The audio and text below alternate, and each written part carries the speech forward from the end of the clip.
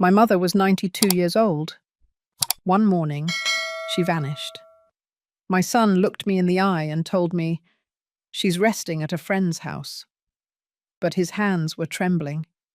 And when I discovered the truth, I understood that my own son had locked her up to steal everything from her.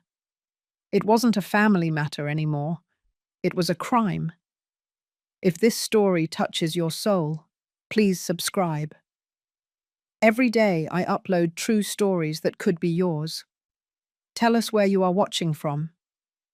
My name is Robert Guillermo Carcedo Benavides. I am 74 years old. And that morning, when I opened the door to my mother's room and saw the empty bed, I knew that something was terribly wrong. It wasn't intuition. It was certainty. Like when you know someone has died before the phone rings. The bed was perfectly made. Too perfect. My mother never made the bed like that. She always left the sheets wrinkled, the pillow crooked. "Why make it if I'm just going to lie down again?" she would say. But that morning, the sheets were stretched out like in a hotel, and her wheelchair was still there, empty, in the corner. Her medicine was intact. Her purse hung on the backrest. Everything was there, except for her. I left the room with my heart pounding in my chest. I went to the kitchen. My son, George German, was sitting at the table, drinking coffee, as if nothing was wrong. He looked up and smiled at me. That smile I knew, the same one he used as a boy when he broke something and hid it. "Morning, Dad," he said, calmly, too calmly. I grabbed the doorframe because I felt my legs giving out. "Where is your grandmother?" I asked him. My voice came out hoarse, almost breathless. George took another sip of coffee before answering. "She went with Aunt Rose, Rosanna, to spend a few days." I stared at him. "When?" He shrugged. "Last night. Late. We didn't want to wake you up." Something about the way he said it didn't sound right. Like when someone tells a lie they practiced in front of the mirror. The words were too smooth, too rehearsed. "My mother doesn't leave without telling me," I said to him. George put the cup on the table with a dry thud.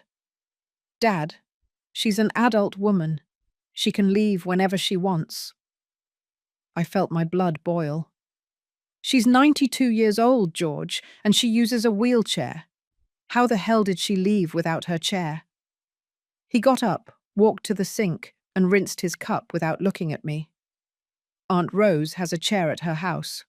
We already talked about it." But I saw his hand tremble. Just for a second. But I saw it. I walked over to the wall phone. That old device that Eva, insisted on keeping because cell phones run out of battery. I dialed Aunt Rose's number. 1, 2, 3 rings. No answer. I dialed again. Nothing. "She's not answering," I said to George, without taking my eyes off him. He put on his jacket and grabbed his car keys. "She must be busy, Dad. Or sleeping. You know she sleeps late." And he left. Just like that. Without saying goodbye. Without looking me in the eye. The door closed, and I was left alone in that enormous kitchen, the phone still in my hand. And then I started to tremble. Not from cold, from fear. Because deep down, I already knew. I already knew. I went back to my mother's room. I opened the closet. All her clothes were there. The dresses she wore to go out. Her sweaters. Her orthopedic shoes. Everything. I opened the nightstand drawer. Her rosary. Her reading glasses. The book she was reading. I opened her purse. Her ID. Her wallet with old photos. Her house keys. Everything was in its place, as if she had never left. But then, where was she? I sat on the bed and grabbed her pillow. It smelled like her perfume, that cheap perfume she bought at the drugstore. And for the first time in many years, I felt like crying. But I didn't cry. Not yet. Rage was still holding me up. I called my daughter, Grace, Graciela. She answered on the third ring. "Dad, what's wrong?" she asked me.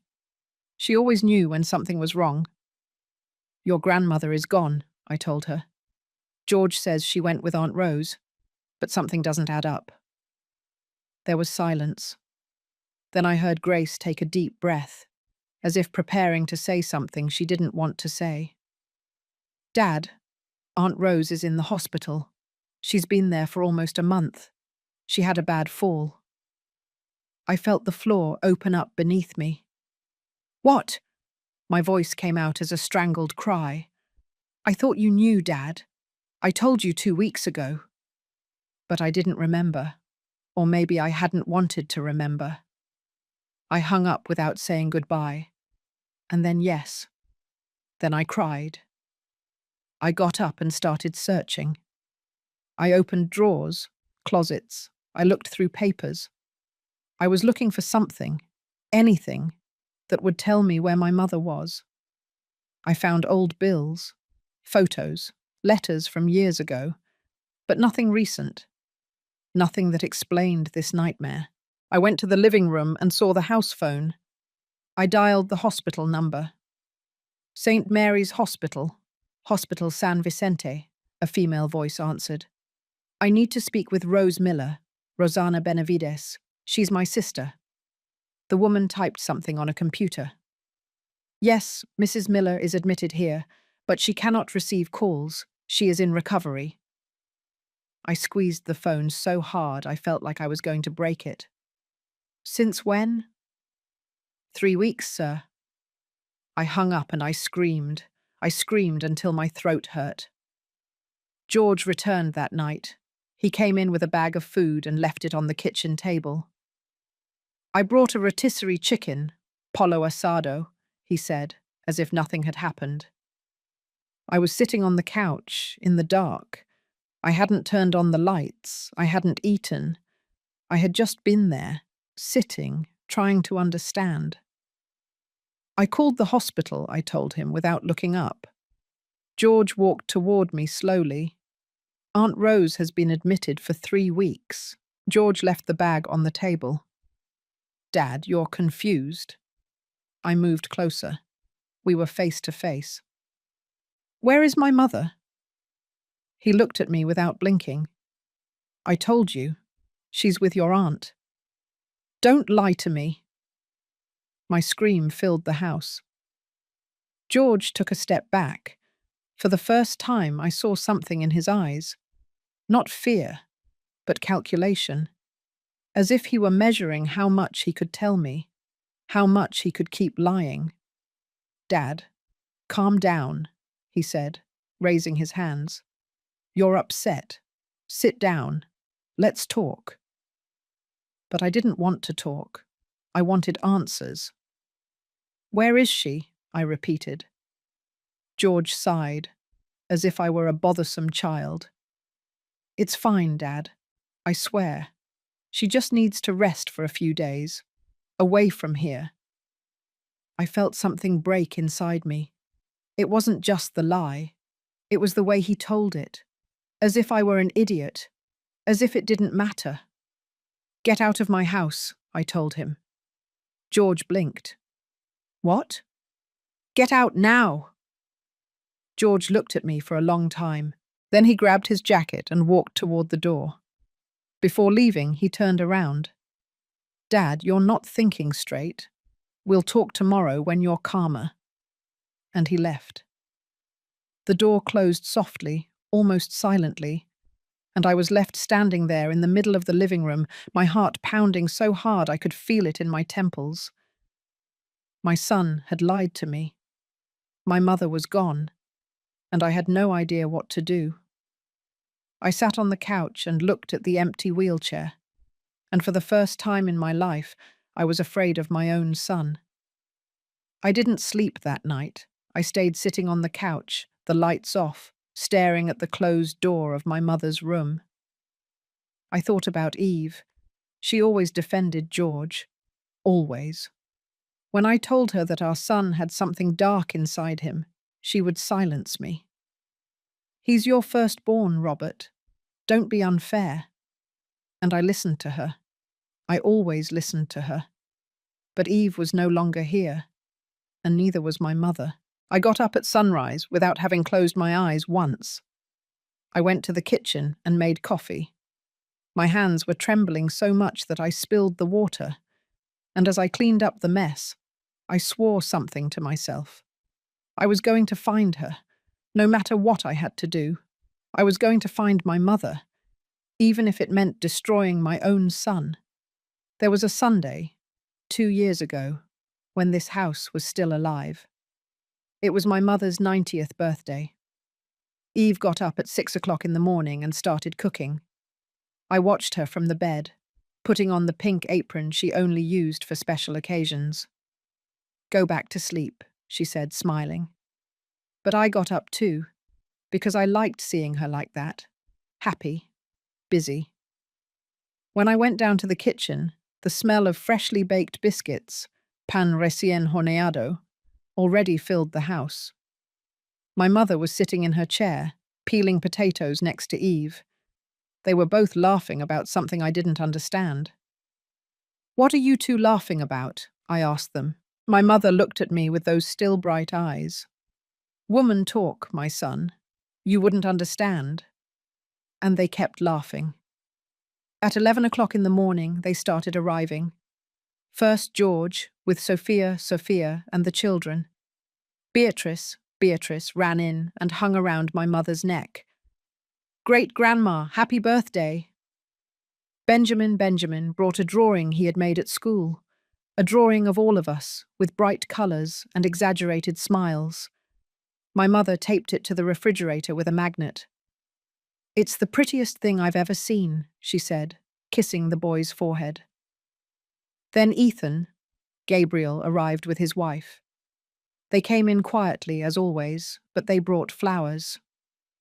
Grace showed up half an hour later, carrying a huge cake that almost didn't fit through the door. And Giovanni called from the United Kingdom, Italia, his face pixelated on the cell phone, singing "Happy Birthday" with a strange accent that made us all laugh. The table was full. Heads, plates, glasses, food, hands grabbing bread, voices overlapping. Eve was serving the pot roast, estofado, and my mother was telling her, "Don't give me so much, Eve, or I won't be able to finish it." But Eve filled her plate anyway. George was at the head of the table, telling Ethan about a new business he was setting up. "This time it's going to work," he said, with that confidence he always had. Sophia watched him in silence, with a smile that didn't reach her eyes. I watched them from my chair, and at that moment, with the house full of noise and life, I thought, this is happiness. I didn't know it was the last time we would all be together like that. After eating, George got up to give a toast. He raised his wine glass, and we all fell silent. "To Grandma," he said, "the strongest woman I know. She raised all of us, and now she takes care of us from her chair, with that wisdom only age can bring." We all applauded. My mother's eyes were moist. Eve squeezed her hand. But I saw something strange. I saw how George looked around the house as he spoke, as if he was evaluating, calculating, measuring the value of things. Sophia noticed it too. She got up from the table and went out to the backyard. I followed her. "Are you okay?" I asked her. She looked at me with tired eyes. "Mr. Robert, your son is changing, and I don't know if it's for the better." But I didn't want to listen to her. 6 months later, Sophia left. She took Beatrice and Benjamin. George showed up at home one Saturday morning with red eyes and wrinkled clothes. "She left," he told me, sitting down in the kitchen. "She said she can't stand me anymore, that I'm a failure." Eve hugged him. "You're not a failure, my son. You're just going through a difficult time. But I didn't say anything, because I knew Sophia was right. George was changing. Every business he set up failed. Every promise he made was broken. And every time he came home, he was angrier, more desperate. My mother looked at me from her chair. "Robert, help him," she told me. And I, as always, nodded. 1 year later, Eve started feeling sick. At first, it was just tiredness.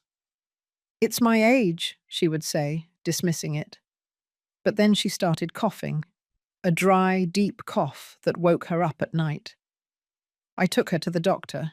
They sent us for tests. I waited in the waiting room while they took x-rays. When she came out, her face was pale. "What did they tell you?" I asked her. She grabbed my hand. "Nothing yet. We have to wait for the results." But I saw the fear in her eyes, that fear that can't be hidden. A week later, the doctor called us. "You need to come in. We need to talk." And I knew. Before getting to the office, I already knew. "It's pneumonia," the doctor told us, looking at the x-rays against the light. "But it's complicated. At her age, we have to be very careful." Eve squeezed my hand hard. The doctor kept talking, using words I didn't understand. Antibiotics, oxygen, monitoring. But I only heard the buzzing in my ears. They admitted her that same afternoon. I stayed with her. I slept in a chair next to her bed, or tried to sleep, because every time I closed my eyes, I heard her cough. My mother came every day. She sat on the other side of the bed and held Eve's hand. "You have to get out of here, honey," she would tell her. "This family needs you."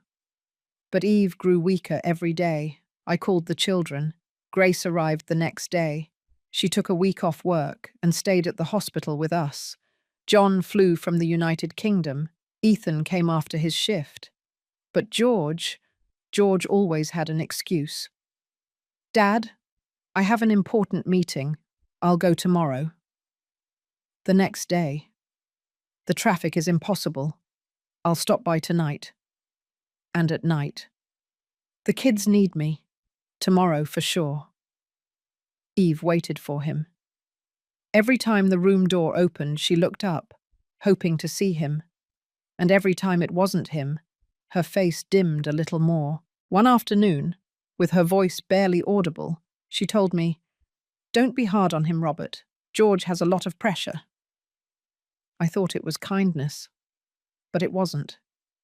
Eve died on a Thursday. I was reading the newspaper to her. I read her the news every day, even though she could barely respond anymore. I was in the sports section when I noticed she had stopped breathing, just like that.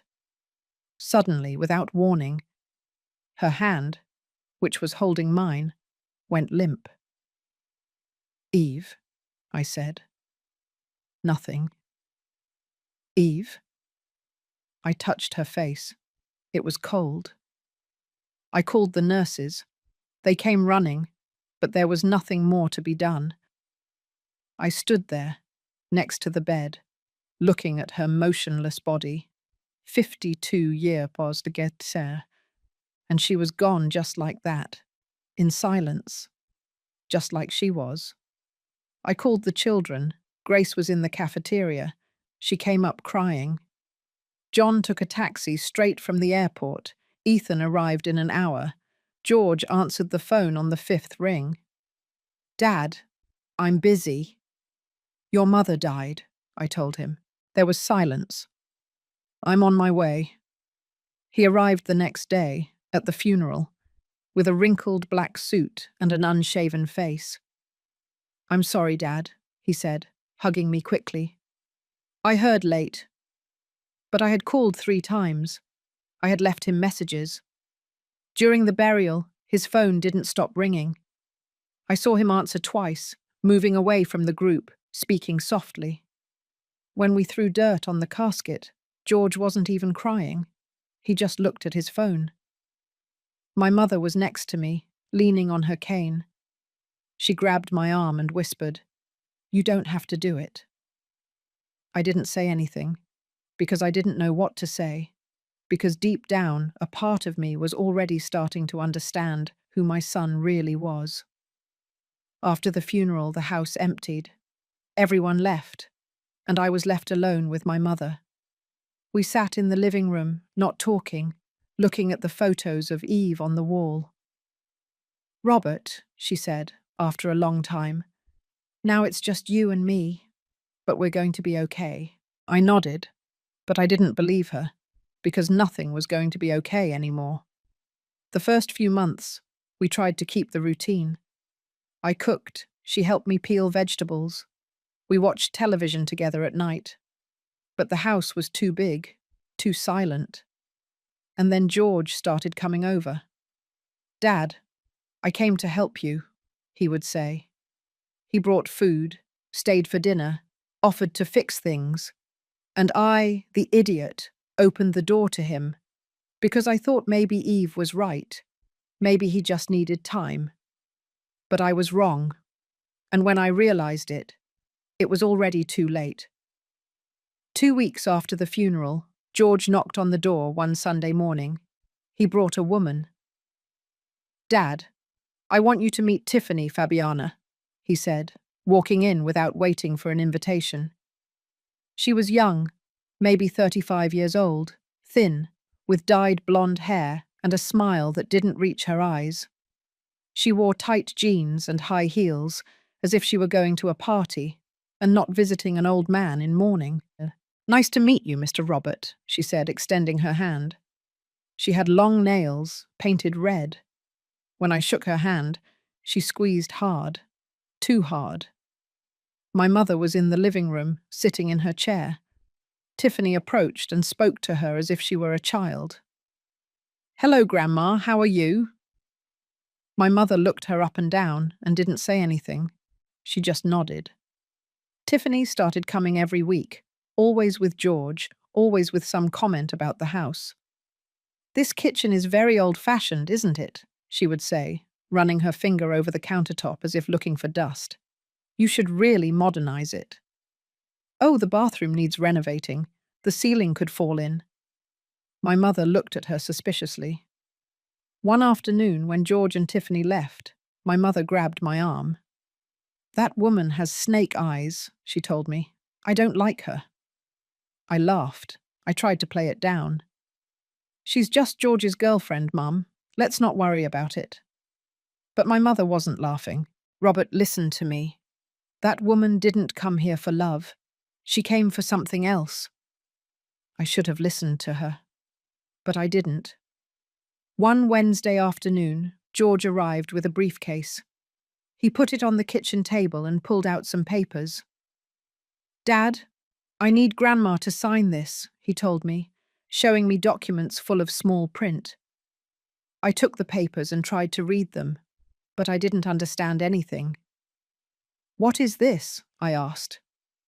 George ran his hand through his hair impatiently. "It's to renew the house insurance. Routine. I just need her signature." I called my mother. She came slowly, shuffling her feet. "What's wrong, my son?" she asked me.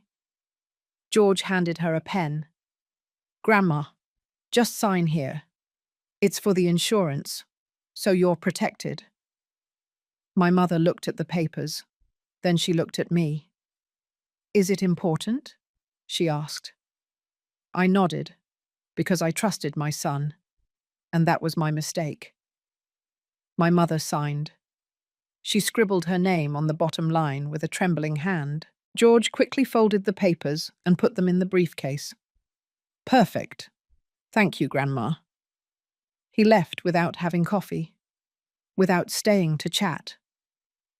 My mother remained seated, looking at the empty table. "Robert," she said after a while, "I signed because you told me it was okay, but I don't know what I signed." I felt a knot in my stomach. I should have asked him to let me read them calmly. I should have called a lawyer, but I didn't, because he was my son, and sons don't deceive their parents, or so I thought. A week later, Lucia didn't come. Lucy was the nurse who took care of my mother 3 times a week. She bathed her, gave her medicine, helped her get dressed. My mother loved her. Lucy treats me like a person, not like an old lady, she would say. But that Monday, Lucy didn't show up. I called her cell phone. "Mr. Robert," she said, her voice choked, as if she had been crying. "Your son told me they didn't need me anymore. He paid me and asked me not to come back." I felt my blood run cold. "George told you that?" "Yes, sir. He said he was going to take care of things. I'm very sorry. Your mum is a very nice lady." And she hung up. I was left holding the phone, feeling rage rise in my throat. That night, when George came over, I confronted him. "Why did you fire Lucy?" I asked him. He was putting some things in the refrigerator. He didn't even turn around. "Because we don't need her anymore, Dad. I can take care of Grandma." I walked closer. "You don't live here, George. How are you going to take care of her?" He slammed the refrigerator door shut and looked at me. That cold look that reminded me of the boy who sold the dog without permission. "Dad, we're spending money unnecessarily. Lucy charged too much. I can come more often, or we can look for another solution." Another solution? Those words hung in the air, but I didn't ask what they meant. I was afraid of the answer. Ethan started coming over too, but he didn't come to visit me. He came to talk to George. They would lock themselves in the backyard, talking softly. I watched them from the kitchen window. George would point at the house. Ethan would nod. One afternoon, I went out to the backyard. "What are you talking about?" I asked them. They both turned around quickly, as if I had caught them doing something wrong. "Nothing, Dad," Ethan said, avoiding looking me in the eye. "Just work stuff." But George looked at me directly. "We're seeing how to help you, Dad. This house is too big for you and Grandma. Maybe you should think about something smaller." I felt like I couldn't breathe. "You want me to sell the house?" George shook his head, but his smile said otherwise. My mother started to change. She became quieter, more withdrawn. She no longer talked to me like before. One night, as we were having dinner, she looked at me with sad eyes. "Robert," she said to me, "your son treats me like I'm stupid." I put down my fork. "What do you mean?" She sighed. "He talks to me as if I don't understand anything. And Tiffany, that woman asks me strange questions." "What kind of questions?" "About papers, about property, about what I have saved." I felt a chill. "And what did you tell her?" My mother looked at me intently. "Nothing, because it's none of her business." But I saw the fear in her eyes, and I did nothing. I did nothing because I didn't want to believe that my son was capable of that. Grace called one Saturday. "Dad, how are you doing?" she asked me. I wanted to tell her everything. I wanted to tell her that George had fired Lucy, that he was bringing papers to sign, that something was wrong. But I didn't. "We're fine, honey," I told her. "Don't worry." Why did I lie? Because I didn't want to worry her. Because I thought I could handle the situation. Because I still had hope that everything was a misunderstanding. "And Grandma?" Grace asked. I looked at my mother, sitting in her chair, her gaze lost on the television. "She's fine," I lied. "She sends her love." When I hung up, my mother looked at me. "You didn't tell her anything?" I shook my head. "I don't want to worry her." My mother sighed. "Shouldn't you? Because I feel like something bad is going to happen." Tiffany and George came one day with a caretaker, a large man with a full beard and small eyes. "Dad, this is Tony, Gonzalo." George said. He's going to come help you with Grandma in case you need anything. I looked at the man. Tony didn't shake my hand. He just nodded. We don't need anyone, I told George, but he ignored me. It's just for safety, Dad. It doesn't cost anything. Tony stayed all afternoon, sitting in the living room, not talking, just watching. My mother was uncomfortable. Robert, I don't like that man, she whispered to me. Me neither, Mum. But when I asked George to take him away, he got angry. Dad, I'm trying to help you, but you don't seem to want help. And he left, leaving Tony sitting in my living room like a guard dog. That night, after Tony finally left, my mother called me to her room. She was sitting on the bed, holding her rosary. Robert, I need to tell you something, she said to me.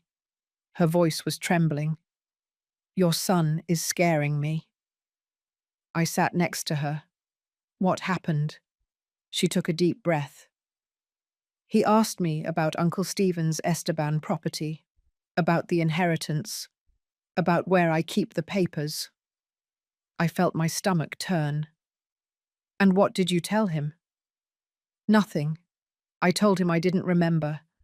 But I do remember, Robert. I remember everything. She grabbed my hand tightly. Promise me you won't let him take anything. I nodded, but inside I felt like I had already lost control. My son wasn't helping. He was hunting, and I had been so blind that I didn't see it until it was too late. I decided to make a big dinner, like Eve used to. Every Sunday, she gathered the family. Food, laughter, silly arguments about football, or politics. I thought maybe if we went back to those traditions, things would get better. I called everyone. Grace couldn't come. She was working. John was still abroad. But George and Ethan said yes. Invite Father Andrew and Selmo, my mother suggested. Andrew was the neighborhood priest. He had known the family since my children were little. He was a good man, wise. I thought his presence would bring peace. So I called him. With pleasure, Robert, he told me. I spent all Saturday morning cooking. I made pot roast, estofado, like Eve used to, but it didn't taste the same. On Sunday, everyone arrived at noon. George came with Tiffany, Ethan with his wife, Eleanor. Father Andrew arrived on time, with a bottle of wine and that kind smile he always had. Robert, it's good to see you, he said, hugging me. The house smelled of food. I set the large dining room table, the one we only used for special occasions. My mother was sitting at the head, dressed up in her blue dress. She had combed her hair, put on perfume. You look beautiful, Mum, I told her. She smiled, but it was a sad smile, as if she knew something bad was going to happen. We all sat down. George on my right, Ethan across from me, Tiffany next to George, Father Andrew next to my mother.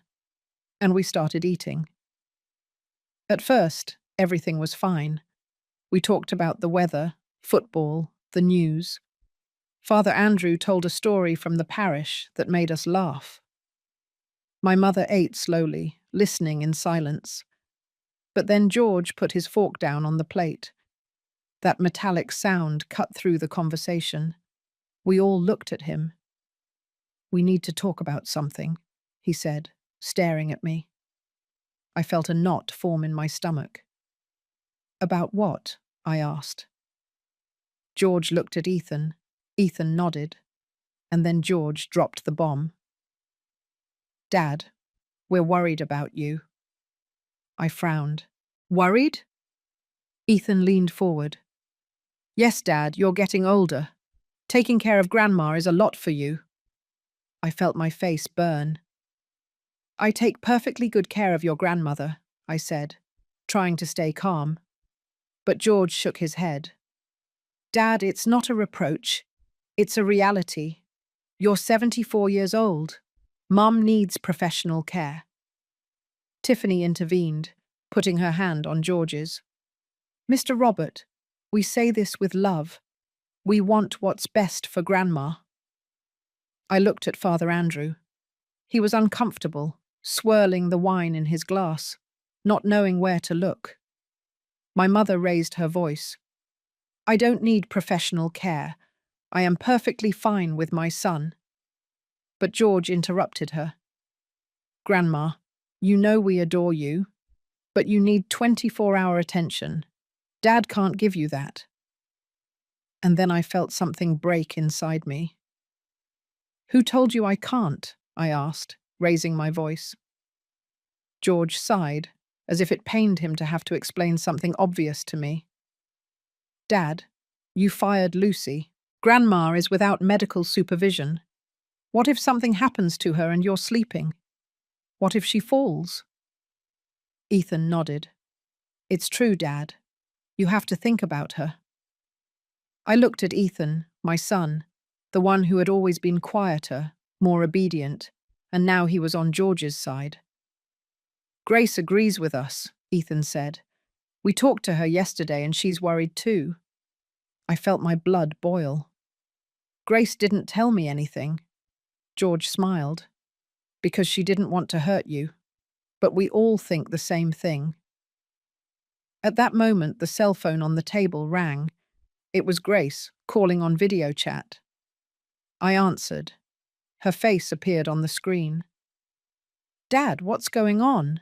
She asked. She looked confused. Did George talk to you yesterday? I asked her. She frowned. No, Dad. I haven't talked to George in 2 weeks. Why? I looked at George. He had lied. Again. But before I could say anything, the connection started to fail. Grace's image pixelated. Dad, I can't hear you, her voice said, brokenly, and it cut out. The call dropped. I called back. Nothing. I put the phone on the table and looked at George. Why did you lie? He shrugged. I didn't lie. Maybe I was confused. But his smile told me he knew exactly what he was doing. Father Andrew cleared his throat. Well, I think everyone here wants the best for Mrs. Gertrudis, he said, trying to calm things down. But I didn't want calm anymore. I wanted answers. What professional care are you talking about? I asked. George exchanged a look with Ethan. There's a really nice retirement community on the outskirts of New York City, Las Afueras, George said. With nurses, gardens, activities. Grandma would be happy. I got up from the table. My chair fell backward with a dry thud. You want to put your grandmother in a nursing home? George also stood up. It's not a nursing home, Dad. It's a high-quality community. Tiffany nodded. I know it. It's beautiful. My mother grabbed my arm. Robert, I'm not going anywhere. But her voice was trembling. She was scared. No one is taking my mother, I said, looking George in the eye. He took a step toward me. We were face to face. Father Andrew stood up, trying to mediate. Please, let's calm down, he said. But George wasn't calming down. Dad, you're not thinking clearly. We are all worried. Even Father Andrew can see it. Andrew raised his hands. I didn't say that, George. But George ignored him. If you don't want a community, then let me bring in a permanent caregiver. Tony can stay here. I shook my head. I don't want that man in my house. Ethan intervened. Dad, you're being stubborn. We just want to help. And in that moment, I knew this wasn't help. It was a plan. I left the dining room. I walked out to the backyard. I needed air. I needed to think. I heard someone following me. It was Father Andrew. Robert, he said, putting a hand on my shoulder.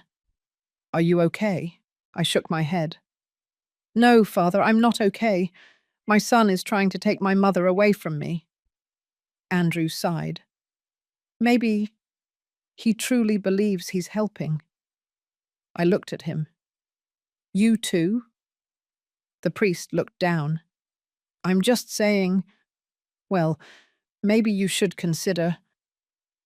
He didn't finish the sentence because he saw something in my eyes, something that made him stop talking. I went back to the dining room. George, Ethan, Tiffany, and Ellen were talking softly. When I walked in, they fell silent. And then I heard it. A laugh. Tiffany's laugh. And in that moment, I knew something was wrong. I want all of you to leave, I said. My voice came out calmly, too calmly. George blinked. What? Leave. Now. Ethan stood up. Dad, don't be like this. We're just… Get out, I shouted. Father Andrew grabbed his jacket. I think it's best if I go, he said, uncomfortably. Ethan and his wife left without saying anything, but George stayed. He looked at me with that expression I knew so well, that mixture of contempt and pity. Dad, you're acting like a child, he told me. Tiffany touched his arm. Come on, honey. They'll talk when he's calmer. And they left. The door closed, and I was left standing there in the middle of the dining room, with the cold food on the table, and my mother crying silently in her chair. I felt invisible, as if I didn't matter anymore. That night, my mother didn't want dinner. She went to her room early. I cleaned the table, I put away the food, I washed the dishes, and while I did all that, I thought. I thought about how I had reached this point, about how my own son had humiliated me in my own house, in front of Father Andrew, in front of my mother. When I finished cleaning, I went to my mother's room. I knocked on the door. Mom? Silence. I opened it slowly. She was sitting on the bed, holding her rosary, looking out the window. Robert, she said without looking at me, your son has a plan, and we are in the middle of it. I sat next to her. I know, Mum. She grabbed my hand. Don't let him take me. I squeezed her hand. I won't allow it. I swear. But inside, I was afraid. Because for the first time in my life, I didn't know if I could keep that promise. If you are listening to my story, leave me a comment telling me where you are watching from. Knowing that someone is there gives me strength to keep telling it. The days after that dinner were strange. My mother no longer spoke to me like before. Before, when I entered her room in the mornings, she would smile at me. Good morning, my son, she would say, and ask me to tell her what we were going to do that day. But now, when I entered, she barely looked up. She stayed there, sitting in her chair, looking out the window as if I didn't exist. Mum, I would say, are you okay? She would nod without looking at me. Yes, I'm fine. But her voice was flat, empty, as if something had been taken from inside her. I tried to talk. I asked her if she wanted to go out to the backyard, if she wanted me to make her favorite tea. But she would just say, whatever you want, Robert, and go back to looking out the window. George came every day. Before, he came 2 or 3 times a week. Now it was every day. He arrived in the morning, locked himself in the room with my mother, and they talked softly. I tried to listen from the hallway, but I couldn't understand what they were saying. When George came out, he always had that smile. Grandma is fine, Dad, he would tell me. She's just a little tired. But when I went in afterward, my mother looked at me with scared eyes. One day I asked her, what does George tell you when he's alone with you? She looked down. Nothing, my son. He just asks me how I am. but I knew she was lying to me. I could see it in the way her hands were trembling. One afternoon, George arrived with Tiffany and Tony. The three of them came in without ringing the doorbell. I was in the kitchen preparing lunch. I heard their voices in the living room. I went out and saw them surrounding my mother. George was kneeling in front of her, talking softly. "Grandma, it's for your own good," he was saying. "Dad can't take care of you the way you should be. You know that." My mother looked at the floor. Tiffany stroked her shoulder. "We love you, Grandma. We just want what's best for you." Tony was standing next to the door, arms crossed like a bodyguard. I walked closer. "What is going on here?" George stood up. "Dad, we were just talking with Grandma." But my mother had tears in her eyes. "Leave her alone," I told them. My voice came out harder than I expected. Tiffany raised her hands. "Mr. Robert, we're just—" "Get out," I interrupted her. "The three of you now." George looked at me with that expression of contempt that hurt me so much. "Dad, you're getting paranoid." But they left, all three of them. When the door closed, I knelt in front of my mother. "What did they say to you?" I asked her. She shook her head. "Nothing, Robert. Nothing important." But her hands wouldn't stop trembling. I hugged her. I felt her small, fragile body trembling against mine. "Mum, you can tell me anything," I whispered to her.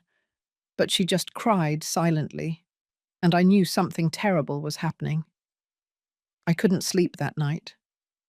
I stayed in the living room, sitting on the couch, with all the lights off. It was almost 3 o'clock in the morning when I heard a noise. It was coming from my mother's room. I got up slowly and walked down the hallway. Her door was ajar. I pushed it open gently. My mother was sitting on the bed, crying. "Mum?" I whispered.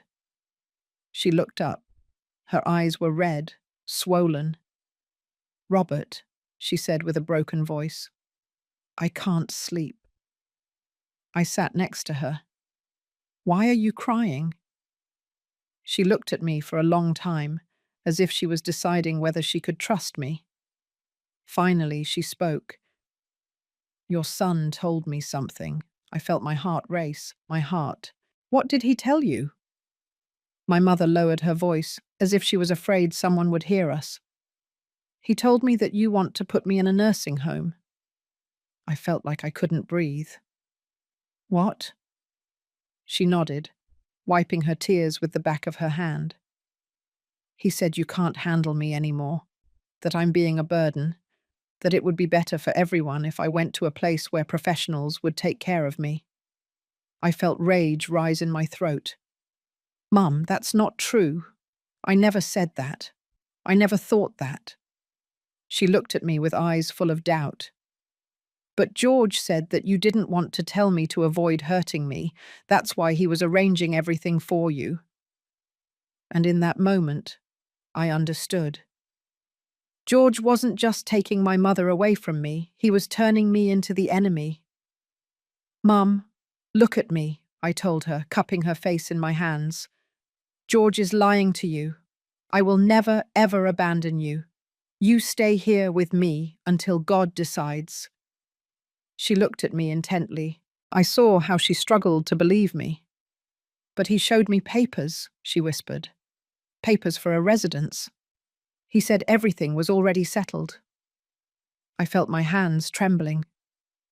"What papers?" She got up slowly, walked to her closet, and took out an envelope. She handed it to me with trembling hands. I opened it. Inside was a brochure for a geriatric residence and a letter. The letter said, "Dear Mrs. Miller, Mrs. Benavides, your family has requested a place for you. We look forward to receiving you next month." The letter was signed by the director and dated 2 weeks ago. I felt the room spin. "Mum, I didn't sign this. I didn't request any of this." She sat on the bed, defeated. George said you had done it for my own good, that it was for the best. I squeezed the paper so hard it wrinkled. He is manipulating you, and he is using me to do it. My mother started crying again. I don't know what to believe, Robert.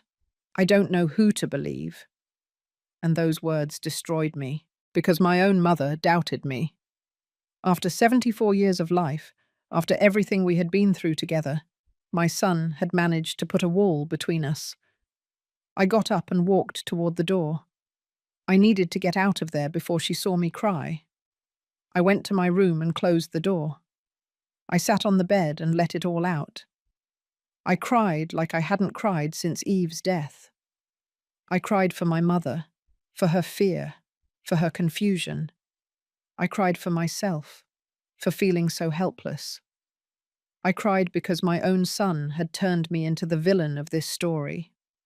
And the worst part was that I didn't know how to fix it. How do you prove to someone that the liars are the others? How do you rebuild trust when someone has planted so much doubt? I stayed sitting there in the dark, my hands covering my face, feeling everything slipping through my fingers. And for the first time in my life, I thought about giving up. I thought about letting George do whatever he wanted. Because maybe he was right. Maybe I couldn't do it anymore. But then I remembered something. I remembered the day my mother was born. No, wait, I wasn't there. But my grandmother told me that story. She told me how my mother came into the world in the middle of a storm, in a house without electricity, with a midwife who almost didn't arrive on time. My grandmother said that when my mother was born, she cried so loud that she could be heard all down the street. That child came into this world fighting, my grandmother told me, and that's how she will live her whole life, fighting. And my mother had fought. She had raised 4 children almost alone while my father worked from dawn to dusk. She had survived the death of her husband, her brothers, her friends. She had survived 92 years of life. And me, I was going to give up because my son was a liar. No, I couldn't. I got up, washed my face with cold water, and went back to my mother's room. She was still sitting on the bed, looking at the floor. I knelt in front of her. "Mum, listen to me closely," I told her. "I don't know how to convince you that I'm telling you the truth, but I swear on Eve's memory, on everything we've lived through together, that I will never abandon you. George is lying. He is manipulating you, and I'm going to prove it to you." She looked up. I saw a flicker of hope in her eyes. "How?" I didn't have an answer, but in that moment it didn't matter. "I don't know yet," I admitted, "but I'm going to do it, I promise you." She reached out her hand and touched my cheek. "Robert, I'm scared." I grabbed her hand. "Me too, Mum. Me too." And that was the longest night of my life, because I knew it wasn't just about taking care of her anymore. It was about saving her. That very night, after I went to my room, my mother stayed awake. I know because at 4 o'clock in the morning, I went downstairs for water and I heard her. She was in her room, talking to herself. "Eve," she was saying with a trembling voice, "Eve, if you're watching me from where you are, protect Robert, because I feel like something bad is coming. Your son George has the eyes of someone who has already decided something terrible. And I don't know if I'll be able to protect myself." There was silence. Then she continued, "If something happens to me, Eve, I want you to know that Robert did everything right. He took care of me. He loved me.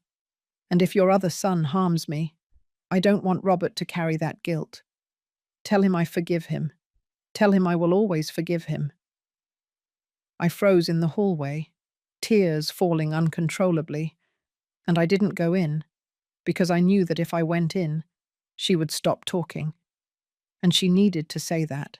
She needed to get it off her chest. If you're listening to this and something similar has happened to you, you're not alone. And if you're still here, subscribe, because what's coming will hurt even more. 2 days after that night, I woke up and went straight to my mother's room, like every day. But this time, when I opened the door, I already knew. I already felt it. The bed was made, the chair was empty, and although I had seen it before, although I already knew what it meant, I felt the same blow to the chest. But this time it was different. This time I didn't stay paralyzed. I ran to the kitchen. George was there, drinking coffee as if nothing was wrong. "Where is she?" I asked him. He looked at me with that rehearsed calm. "I already told you, Dad. She's with Aunt Rose." But I didn't believe him anymore. I didn't believe anything that came out of his mouth anymore. I grabbed my jacket. "I'm going to the police," I told him. George got up quickly. "Dad, don't do that. You'll look crazy." I didn't go to the police, not yet, because a part of me, however small, still doubted. He was my son, my firstborn, the one I had carried in my arms when he was a baby, the one I had taught to ride a bike. How could I report him? I decided to investigate first. I needed proof. I went to Ethan's house. He lived in a distant neighborhood, in a small house with bars on the windows. I rang the doorbell. His wife, Ellen, opened it. "Mr. Robert," she said, surprised. "Ethan's not here." I gently pushed the door open. "I need to talk to him. It's urgent." Ellen hesitated, but let me in. Ethan was in the living room watching television. When he saw me, his face turned pale. "Dad," he said, getting up. "What are you doing here?" "Where is your grandmother?" I asked him directly. Ethan looked at Ellen. She left the room uncomfortably. Ethan ran his hand through his hair. "Dad, I don't know what you're talking about." I walked closer. "Ethan, you're my son, and I know when you're lying to me. Where is George keeping her?" Ethan took a step back. "Dad, His voice broke. "I just did what he asked me. He said it was for everyone's good." I felt my blood boil. "What did you do?" Ethan sat on the couch, his head in his hands. "I helped him take her, but he told me it was only going to be for a few days, that he just needed her to sign some papers, and then he would bring her back." I sat next to him. "Where did they take her?" Ethan looked at me with tear-filled eyes. "I don't know, Dad. I swear. George didn't tell me. He just asked me to help him get her out of the house. And I did it." I grabbed his arm. "Ethan, your grandmother is in danger. I need you to tell me everything you know." He took a deep breath. "I know that Tiffany and Tony are with him, and I know they have a house somewhere. I heard George talking on the phone. He said something about the house on the outskirts, but I don't know where it is." I got up. "Anything else?" Ethan shook his head. "I'm sorry, Dad. Sorry for everything." I looked at him. My son, my Ethan, the one who had always been weak, the one who always followed others. "You'll have to live with this," I told him. And I left his house without looking back. I returned to my house. I went straight to the study. That's where we kept the security camera recordings, cameras that George had installed a year ago. "For security," he had said. I turned on the computer. I looked for the day my mother disappeared. I found the folder, but when I tried to open it, there was nothing. The files had been erased. All of them. I felt my hands tremble. George had deleted the evidence. But then I remembered something. Mr. Teodoro, my neighbor across the street, had cameras. cameras that pointed toward the street. I ran out of the house. I crossed the street. I knocked on Theodore's house. He opened it, surprised to see me so agitated. "Robert, what happened?" "Theodore, I need to see your cameras," I told him, almost out of breath. "My mother disappeared." Mr. Theodore let me in. We went to his study. He turned on his computer. "What day was it?" he asked me. I gave him the date. He searched his files. "Here it is," he said, opening the video. We sat in front of the screen. I saw my house, the empty street. It was 11 o'clock at night, according to the clock in the corner of the video. And then it appeared. A black van. It stopped in front of my house. The passenger door opened, and George got out, then Tiffany, and then Tony. The three of them walked toward my door. They disappeared from the frame. We waited. 5 minutes later, they reappeared. George and Tony were carrying something. A wheelchair, with my mother sitting in it. Her head was bowed. She wasn't moving. They put her in the van, and they drove away. I felt like I couldn't breathe. Mr. Theodore put a hand on my shoulder. "Robert, what is going on?" I couldn't speak. I just stared at the screen. My son. My own son. He had taken my mother out of her house in the middle of the night, like a thief, like a criminal. "I need a copy of this," I told Theodore with a trembling voice. He nodded. He recorded the video onto a USB drive and handed it to me. "Go to the police," he told me. "Now?" I grabbed the drive with trembling hands. I left his house. But I didn't go straight to the police. I went home first. I needed to think. I needed to process what I had just seen. I sat in the living room with the USB drive in my hand, and then I fell to my knees. And I screamed. I screamed until my throat hurt.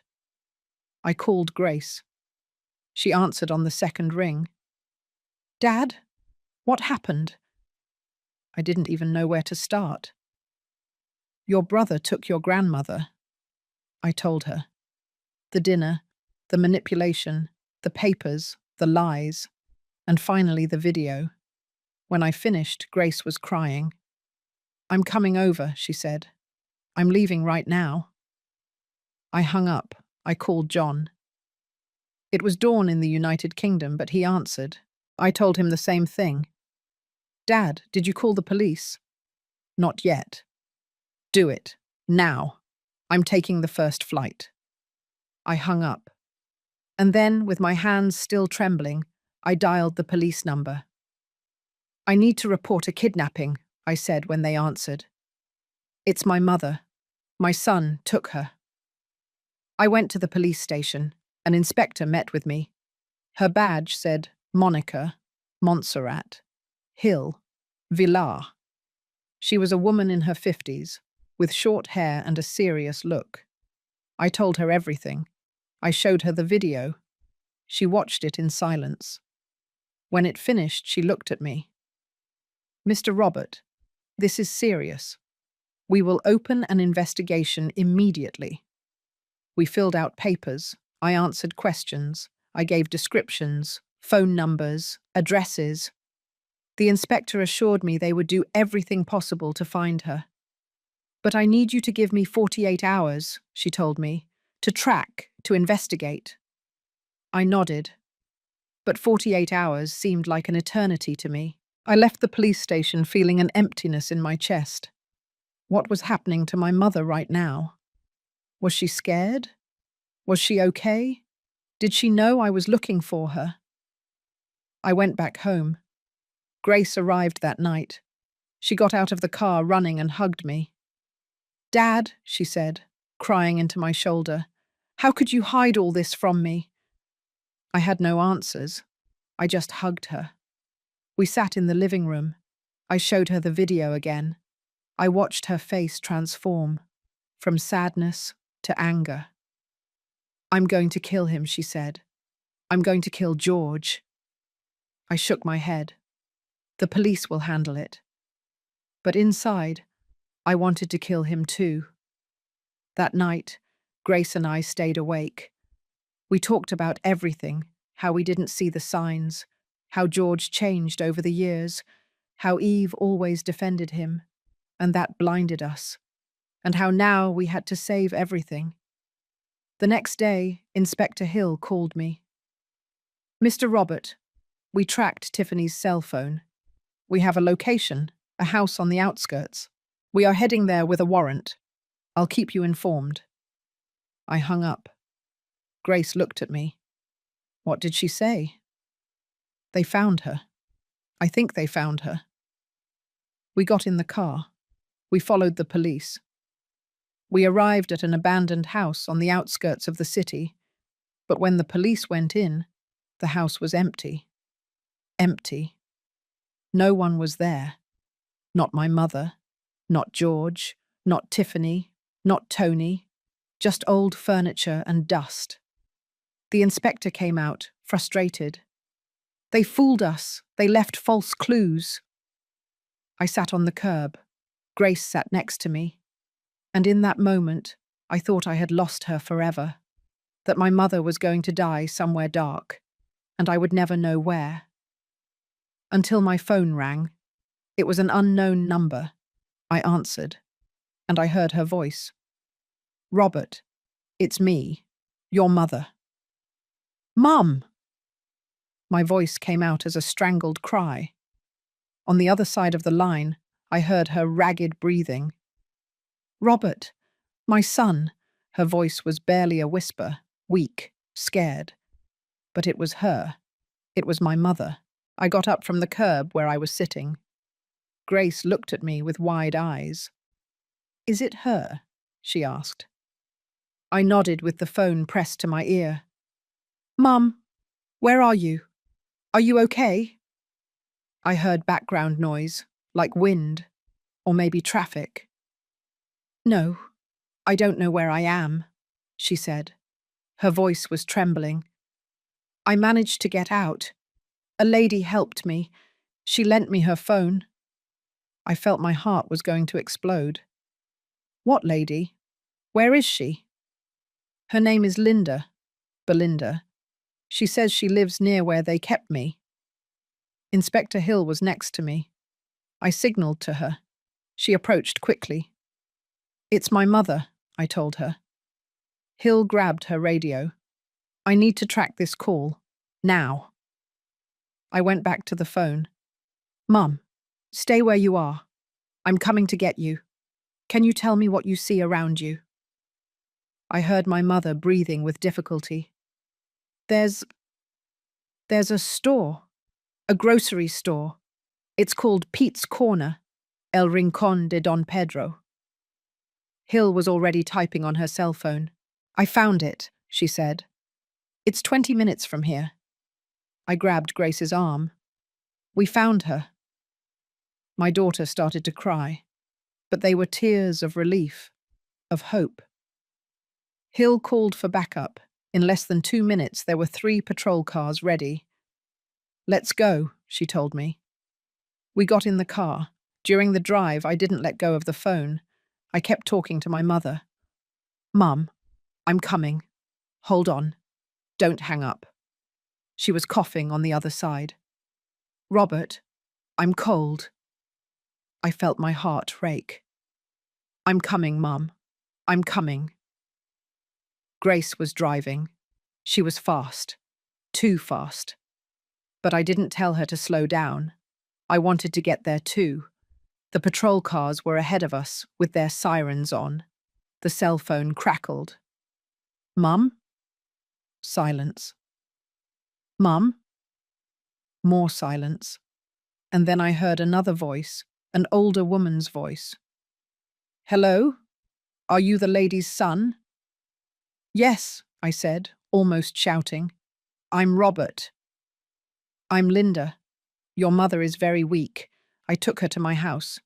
She's lying down. What is your address? Linda gave me the address. It was 2 blocks from the store. We arrived in 15 minutes.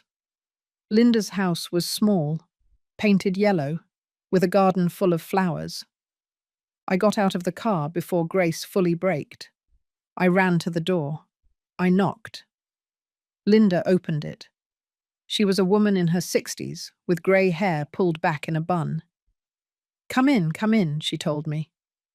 I entered, and there she was, my mother, lying on an old sofa, covered with a knitted blanket. Her eyes were closed.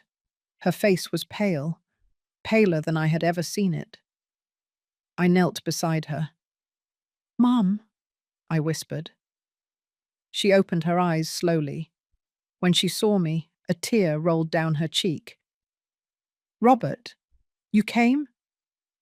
I grabbed her hand. It was freezing.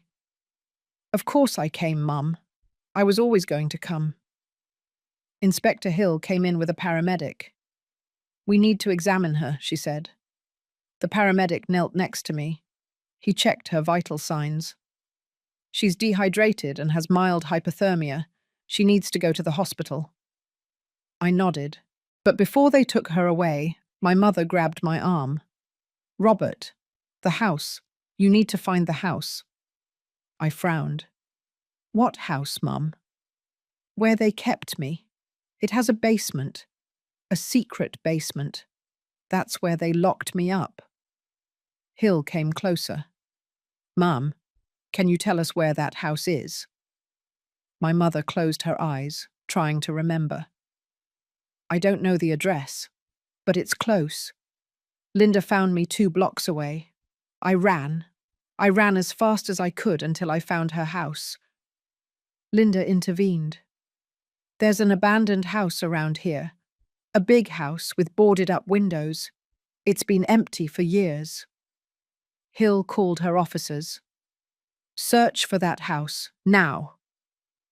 They left. The paramedic loaded my mother onto a stretcher. They put her in the ambulance. Grace got in with her. "I'm going with Grandma," she told me. "You go with the police." I hesitated, but my mother looked at me from the stretcher. "Go, my son. Find your son and bring him to justice." Those words gave me strength. I nodded. The ambulance left, and I got into Hill's car. "We're going to find them," she told me. "I promise you." And I wanted to believe her. I wanted to believe that this was going to end well. But something in my chest told me the worst was yet to come. We found the house in 10 minutes. Linda was right.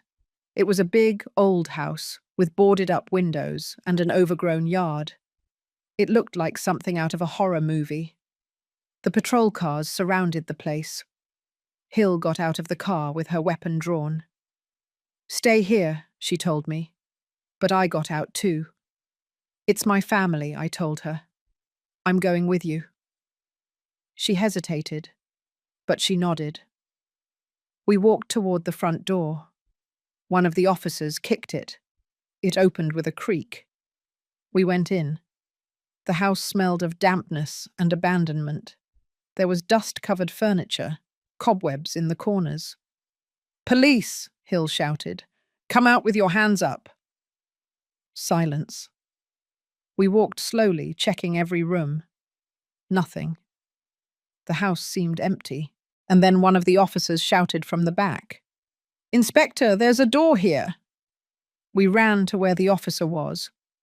There was a wooden door in the floor, a trap door, hidden under an old, ragged rug. Hill opened it carefully. There were stairs leading down into absolute darkness. "Turn on your flashlight," she told one of the officers. The light illuminated the stairs. They were made of rotten wood. They creaked with every step. We went down slowly. The air was thick, freezing, hard to breathe.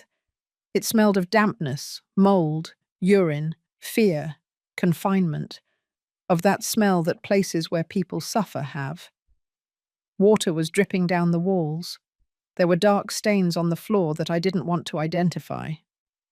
We reached the bottom. It was a small, narrow basement, with bare concrete walls and a single light bulb hanging from the ceiling that flickered. And there, in a corner, slumped over a broken plastic chair, was Tony, tied up with ropes, his face dirty, his eyes blindfolded, trembling. Hill approached him and took off the blindfold. Tony blinked, disoriented. When he saw the weapons, he started to shake. "Don't shoot," he said. "I was just doing what they paid me to do." Hill untied him. "Where are the others?"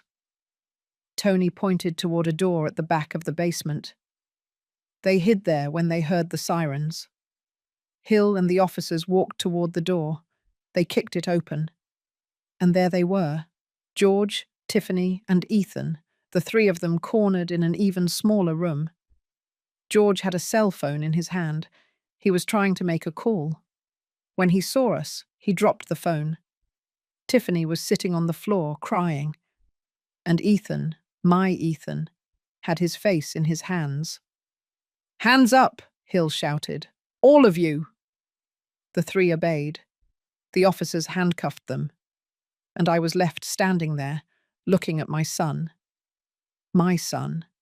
handcuffed like a criminal, because that's what he was, a criminal. We all went back up to the house. Outside, there were more patrol cars now. Neighbors had gathered, watching from their windows and yards. They put George, Tiffany, Ethan, and Tony in separate patrol cars. I stood in the street, watching them take my sons away. Ethan was crying. He looked at me through the patrol car window. "I'm sorry, Dad," he shouted. But I didn't answer. I couldn't. George, on the other hand, showed no emotion. He just stared ahead, his jaw clenched. Hill approached me. "I'm sorry, Robert," she told me. "I know this isn't easy." I nodded. "Can I go see my mother?" "Of course, I'll take care of the rest." I got in my car, but before starting the engine, I looked at the house one last time. And I thought about everything my mother had experienced there, the fear, the loneliness, and I swore I was going to make them pay. On the way to the hospital, my phone rang. It was John. "Dad, Grace told me. Is it true? They found Grandma." "Yes, son. We found her." I heard John let out a breath. "Thank God. I'm at the airport. I arrive in 8 hours. We'll wait for you there." I hung up. And for the first time in days, I felt something akin to peace. But it was a bitter peace. Because yes, I had found my mother, but I had lost my sons. One as a criminal, the other as an accomplice. And although Grace and John were with me, the family that Eve had built with so much love was broken, and I didn't know if it could ever be put back together. I arrived at the hospital. I parked. And before getting out, I allowed myself to cry. I cried for everything, for my mother, for my sons, for Eve, and for myself, for having believed that I could save everyone, until I heard her voice. I ran into the hospital. I asked at the reception desk. "Gertrude Miller," I said, almost out of breath. The receptionist typed on her computer. "Room 212, second floor." I went up the stairs. I didn't want to wait for the elevator. I reached the room. The door was ajar. I pushed it open gently. And there was my mother, lying in the hospital bed, with an IV in her arm and a blanket up to her neck. Grace was sitting next to her, holding her hand. When she saw me, Grace smiled. "She's stable," she told me. "The doctor said she's going to be fine." I walked over to the bed. My mother had her eyes closed, but she was breathing calmly. I sat on the other side and grabbed her other hand. And there we stayed, the three of us, in silence. My mother opened her eyes half an hour later. She looked at me. Then she looked at Grace. And she smiled. a weak smile, but real. "My children," she said in a hoarse voice. "You were here. I knew you would come." I felt a lump in my throat. "Mum, I'm sorry. Sorry for not taking better care of you." She shook her head. "You took care of me, Robert. You always did." Grace stroked her hair. "Grandma, what did they do to you?" My mother closed her eyes. I saw her face darken. "They locked me up, in a basement, without light, without hot water. George came every day. He brought me food, but only if I signed papers." I squeezed her hand. "Did you sign anything?" She shook her head. "No, I pretended I was confused, that I didn't understand. And he got angry, but I didn't sign anything." She took a deep breath, as if just remembering it hurt her. "There were moments, Robert, when I thought I was going to go crazy. Down there, in that cold basement, without knowing if it was day or night. I started talking to myself. I talked to your father. I would tell him, 'Honey, can you see me from where you are? Our grandson has me locked up like an animal, but I won't break. I won't give him that satisfaction.' And then I talked to you, Robert. I would tell you, 'My son, I know you're looking for me. I know you haven't forgotten me. Hold on, Mum. Hold on a little longer.' I held on to those thoughts as if they were a rope, because if I stopped believing, if I stopped resisting, then he would win. And I wasn't going to let him win. 92 years of life, Robert. 92 years of fighting, and I wasn't going to give up there." Grace got up. "I'm going to find the doctor. I need to know when she can go home." She left the room. I was left alone with my mother. She looked at me intently. "Robert, there's something you need to know." I leaned toward her. "What, Mum?" She took a deep breath. "I had a box. A wooden box that I've been keeping for years. Your son looked for it. He rummaged through all my things, but he never found it." I frowned. What was in that box? My mother smiled, a sad smile. "The truth. A letter from my mother, your grandmother. She wrote that the inheritance would only be valid if I was in full freedom. If someone forced me to sign, everything would be annulled." I felt a chill. Did George know that? No. And that's why I'm alive. Because if I had signed, maybe he wouldn't have let me go. The doctor entered shortly after. He was a young man with round glasses and an impeccable white coat. "Mr. Robert," he told me, looking at me with that seriousness that doctors have when they know you're on the verge of collapse. "Your mother is out of danger, but she needs to stay admitted for 2 or 3 days for observation. What she went through didn't just affect her body, it also affected her mind. She will need time." I nodded without being able to speak. "Thank you, doctor." He put a hand on my shoulder. "You should rest too. You look like you haven't slept in days." And he left. Grace came back with coffee. We sat by the bed, and we waited. The next day, Inspector Hill came to the hospital. She brought papers.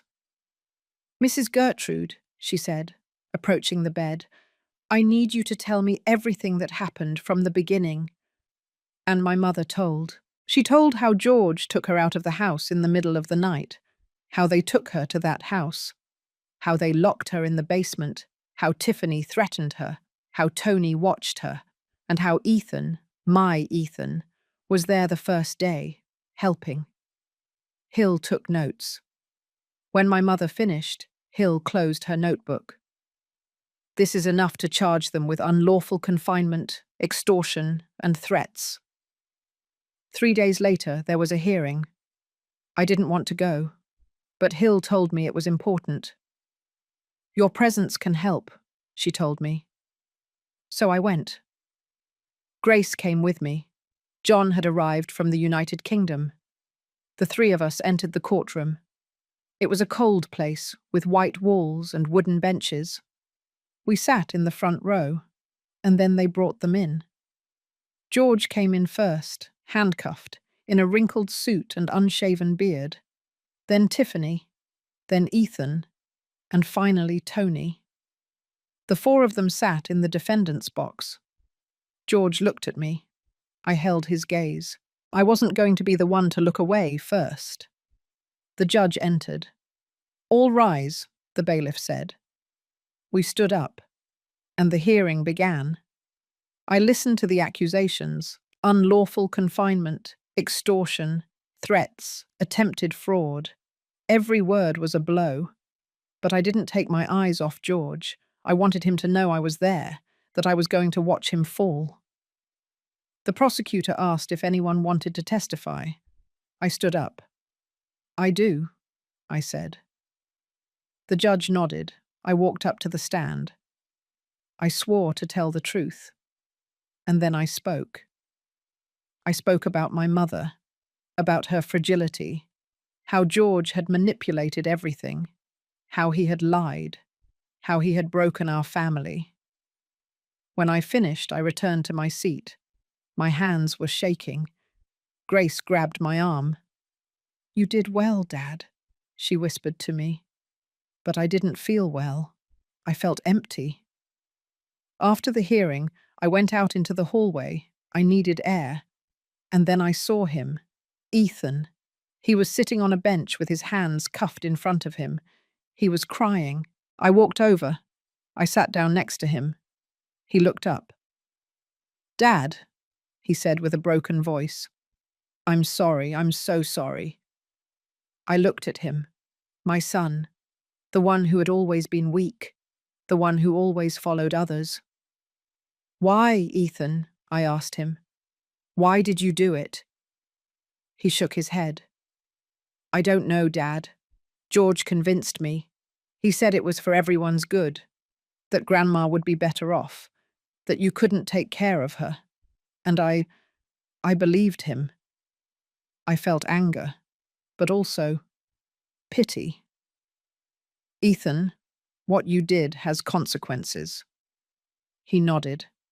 "I know, and I'm going to pay for it.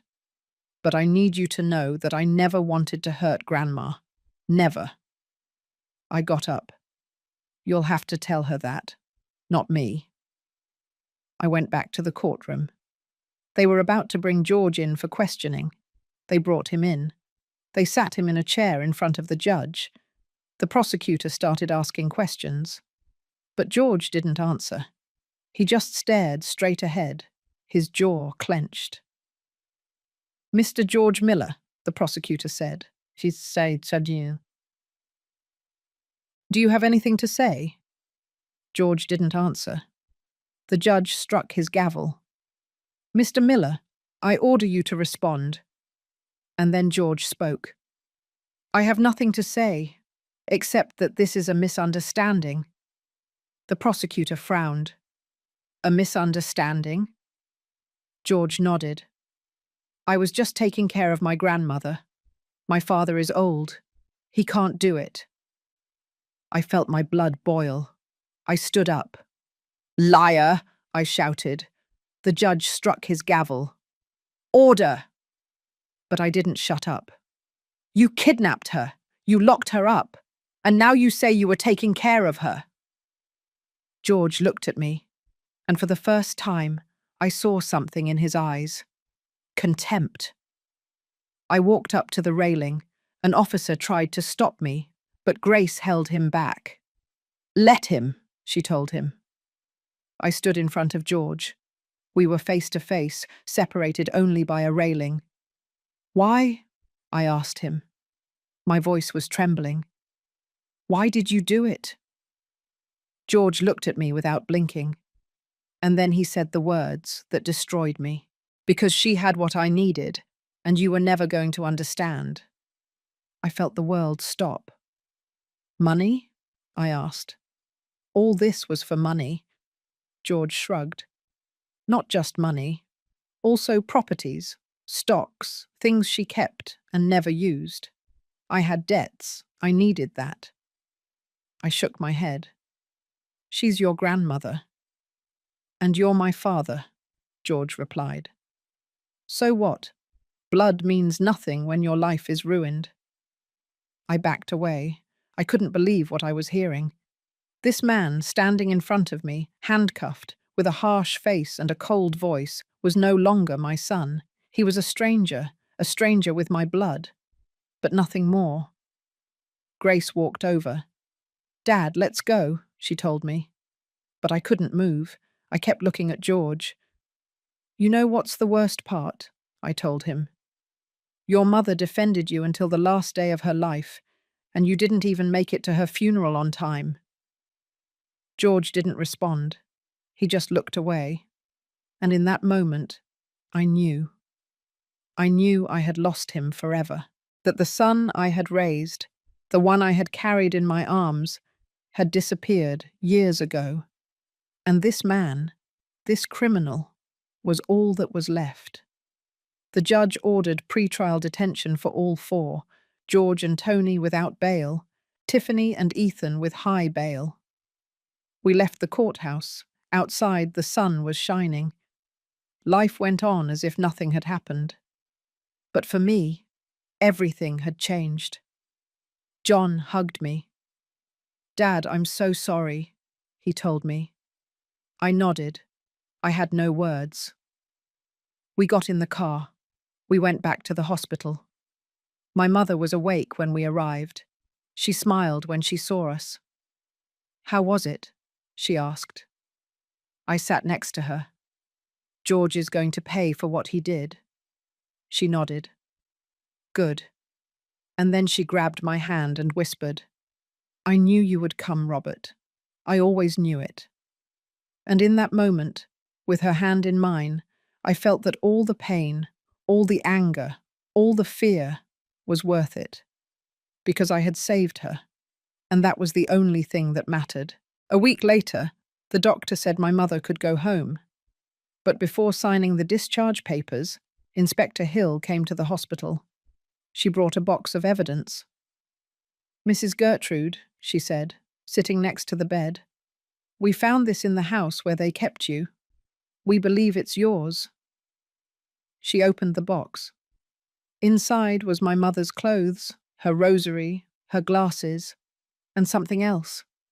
A small wooden box, antique, hand-carved. My mother saw it, and her eyes lit up. "My box," she whispered. "I thought I had lost it." Hill handed it to her. My mother took it with trembling hands. She opened it slowly, and inside, wrapped in an old handkerchief, was a letter, yellowed, with old handwriting. "What is that, Mum?" I asked her. She looked at me. "Salvation. This letter was written by my mother, your grandmother, more than 50 years ago, when she received Uncle Stephen's inheritance." I moved closer. "What does it say?"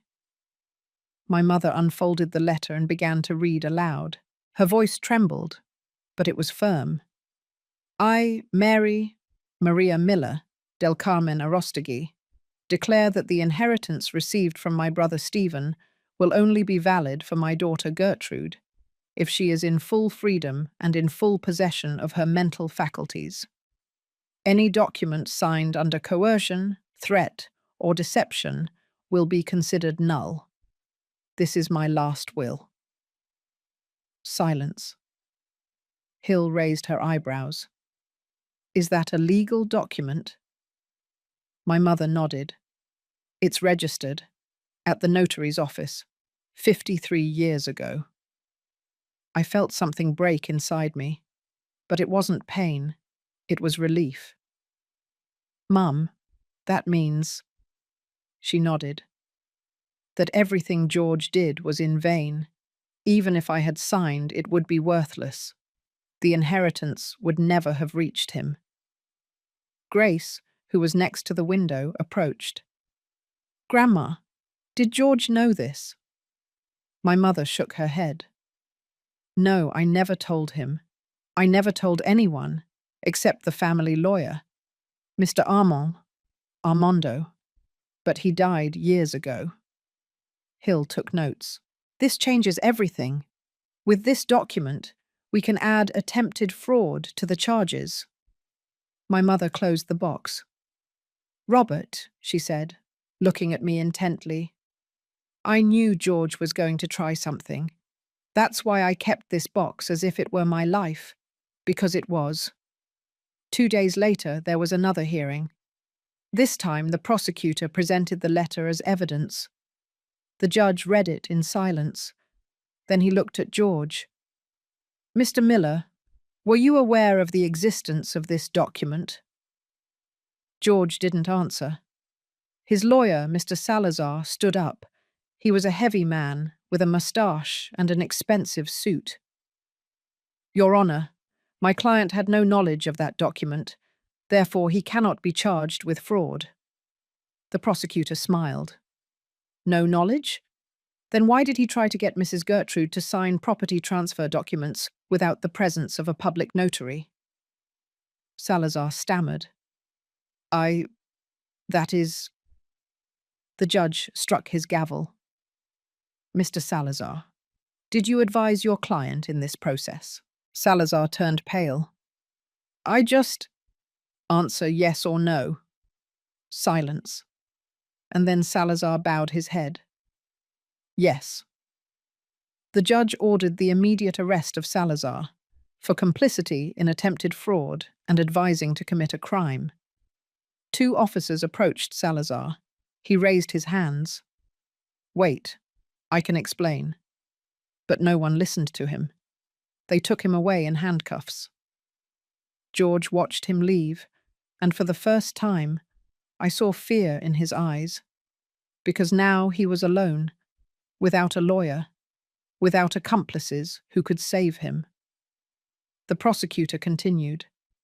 Furthermore, we have discovered something else.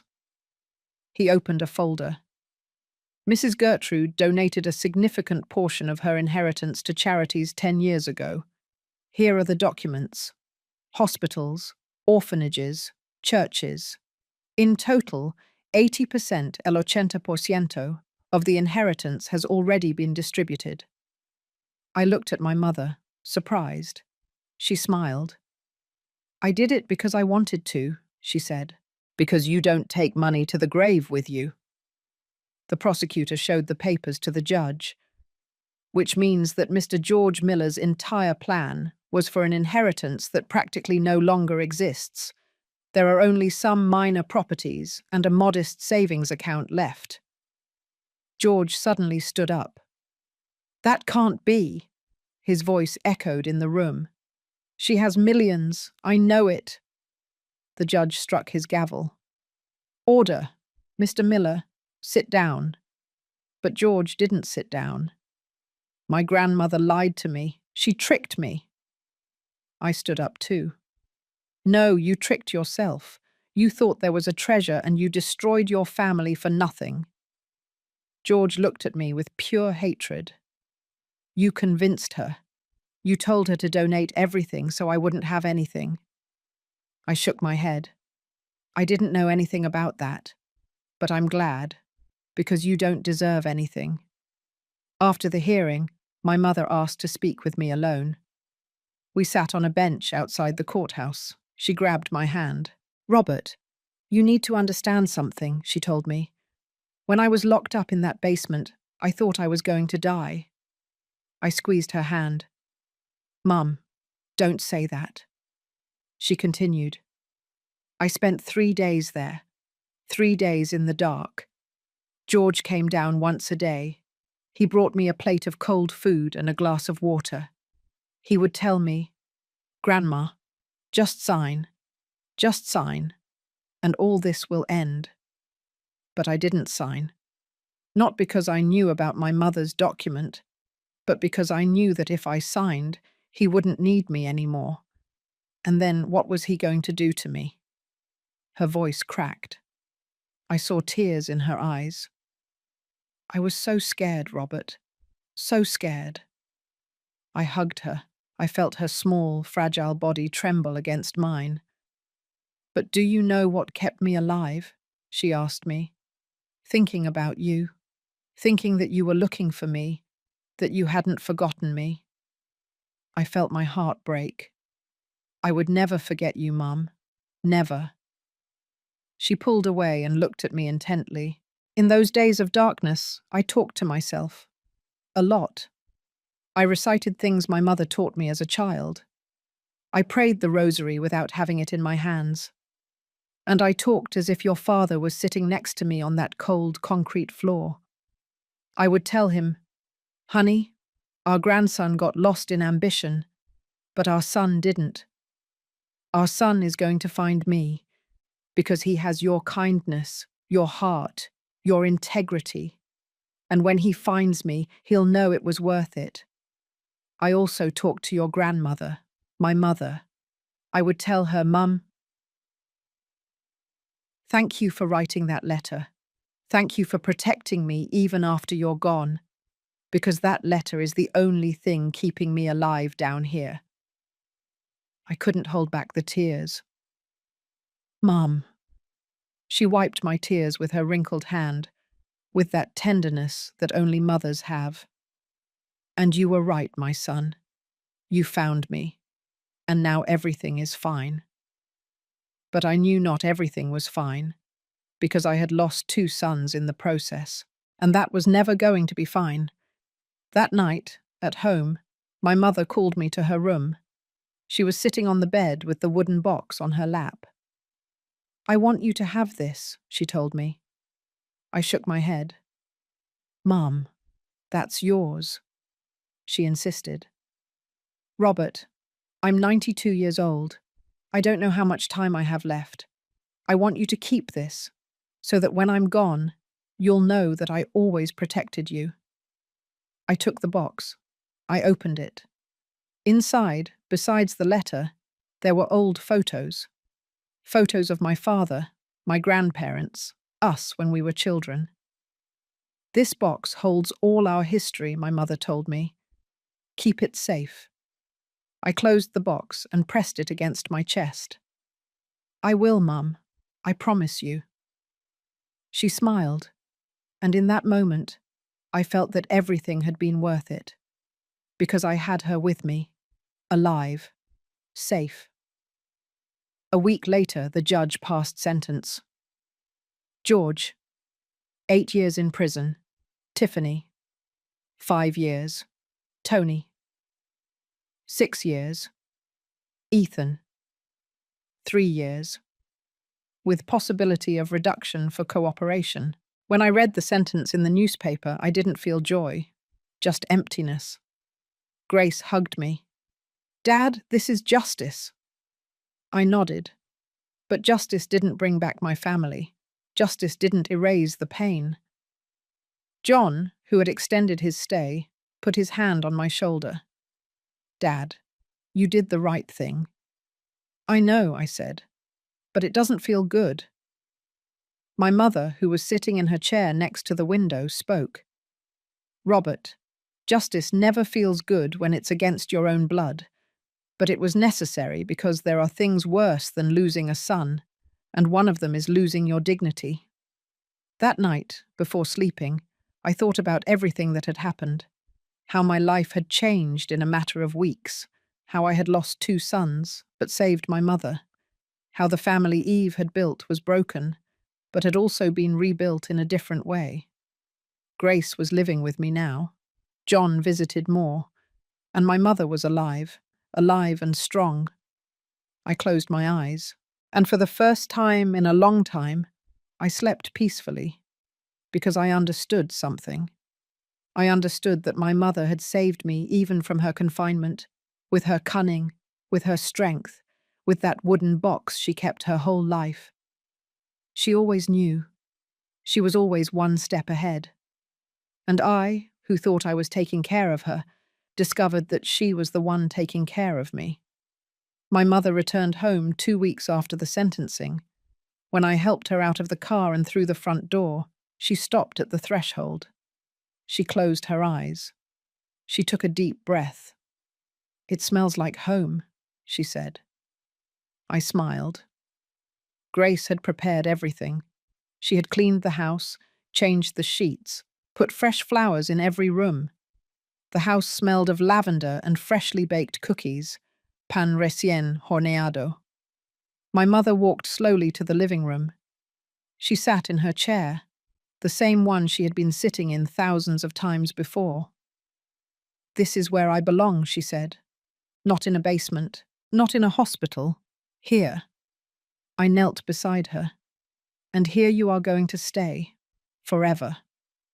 She stroked my cheek. "I know, my son. I know." The following days were about healing. Grace had officially moved back in. She quit her job in the other city and got one here. "I want to be close to you," she told me. "I've lost too much time away." John visited every weekend. He brought pizza, comida italiana, wine, stories from his life abroad. The house, which had been so empty and silent after Eve's death, was alive again. One Sunday, as we were having lunch all together, my mother raised her glass of water. "I want to make a toast," she said. We all fell silent. "To family, the real one, the one that stays when everything falls apart." We clinked glasses, and for the first time in months, I felt whole. Almost whole. 2 months after the sentencing, I received a letter. It came from the prison. The sender was Ethan. I opened it with trembling hands. Grace was with me. "What does it say?" she asked. I read aloud. "Dad, I don't expect you to forgive me. I know what I did is unforgivable. But I need you to know that a day hasn't gone by that I haven't regretted it. I was weak. I let George convince me of something horrible, and now I'm paying for it. But what hurts me the most is not being here. It's knowing that I let you down. You, Grandma, Mum. If I could go back in time, I would do everything differently. I love you, Dad, and I hope someday I can look you in the eye again. Ethan." I folded the letter. I felt a lump in my throat. Grace looked at me. "Are you going to go see him?" I didn't know. Not yet. One afternoon, Father Andrew came to visit us. He brought a bottle of wine and a Bible. "I've come to pray with you," he said. We sat in the living room, my mother, Grace, John, the priest, and I. Andrew read a passage about forgiveness, about how forgiving doesn't mean forgetting, but letting go of the burden. When he finished, he looked at my mother. "Mrs. Gertrude, how do you feel?" She smiled. "I feel free, Father, for the first time, in a long time." Andrew nodded. "And you, Robert?" I looked at my hands. "I don't know, Father. Not yet."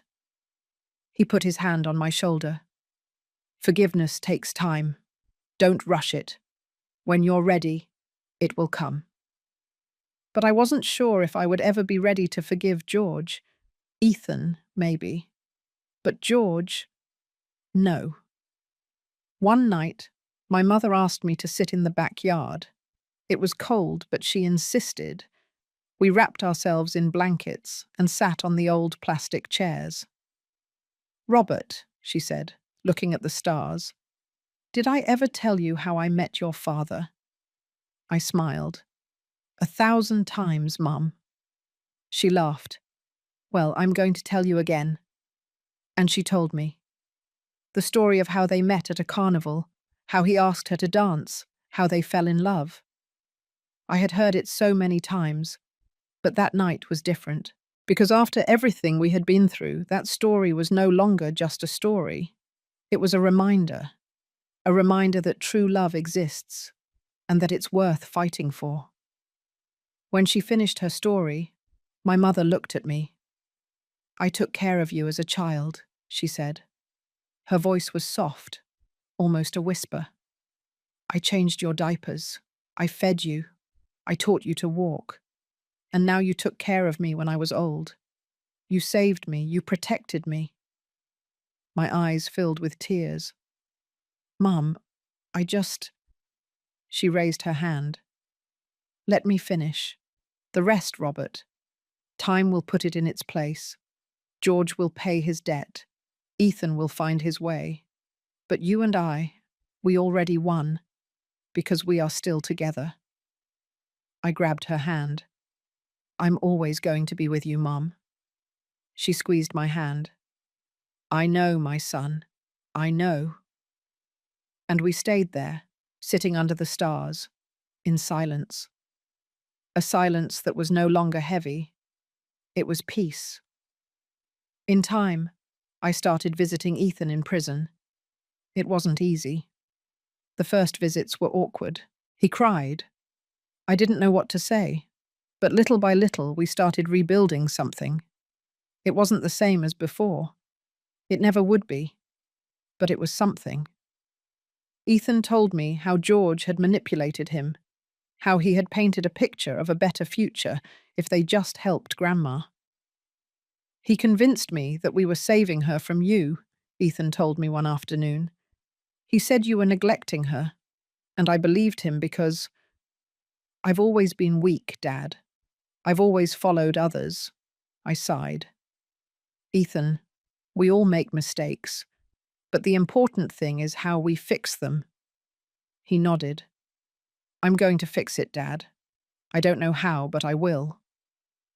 George, on the other hand, never asked for forgiveness. He never showed remorse. I visited him once, just once. It was 6 months after his sentencing. I entered the visiting room. He was sitting on the other side of a glass partition. I picked up the phone. He picked up his. We looked at each other. What do you want? He asked me. His voice was cold. I took a deep breath. I wanted to see if there was anything left of the son I raised. He smiled. A bitter smile. That son died a long time ago, Dad, when you realized I wasn't perfect. I shook my head. You weren't perfect, but you were my son, and I loved you. And now? I stared at him. Now I don't know who you are. He hung up the phone, got up, and left. I stayed there, watching him disappear through the door, and I knew I had lost him forever. Life continued. Days turned into weeks, weeks into months. My mother regained her strength. She started cooking again, taking care of the garden, laughing. One afternoon, while we were preparing dinner together, she said to me, "Do you know what I learned from all of this?" I stopped chopping onions. What, Mum? She looked at me. That family isn't blood. Family is who stays when everything falls apart. John flew from the United Kingdom without hesitation. Grace left her life to be here. You fought against your own son to save me. That is family. I nodded. Eve always said that. My mother smiled. Eve was wise, wiser than all of us. And we continued cooking, in silence. But it was a comfortable silence, a silence of home. A year later, Ethan was released on parole. He came home. He knocked on the door. I opened it. We looked at each other. His eyes were red. Dad, he said, I came to ask Grandma for forgiveness. I let him pass. My mother was in the living room. When she saw Ethan, she stood up. He knelt in front of her. Grandma, I'm sorry. Sorry for everything. My mother looked at him, and then she did something I didn't expect. She hugged him. You are forgiven, my son, she told him. But don't forget, because scars remind us of who we don't want to be. Ethan cried in her arms, and I, watching that scene, understood what my mother had said. Family is who stays, and Ethan, despite everything, had stayed. George hadn't. Today, at 74 years old, I look back and I understand. I understand that pain teaches us more than happiness, that losing a son to his own actions hurts, but not as much as losing my dignity. My mother is still here, with me, stronger than ever. Grace lives in the room next door. John visits every month. Ethan comes for Sunday dinner, still carrying his guilt, but trying to be better. And George chose his path. I chose mine. And I learned that true love doesn't betray. It stays, even if it hurts. Even if everything falls apart, it stays. And that, in the end, is the only thing that matters. And today I understand that family is not chosen by blood.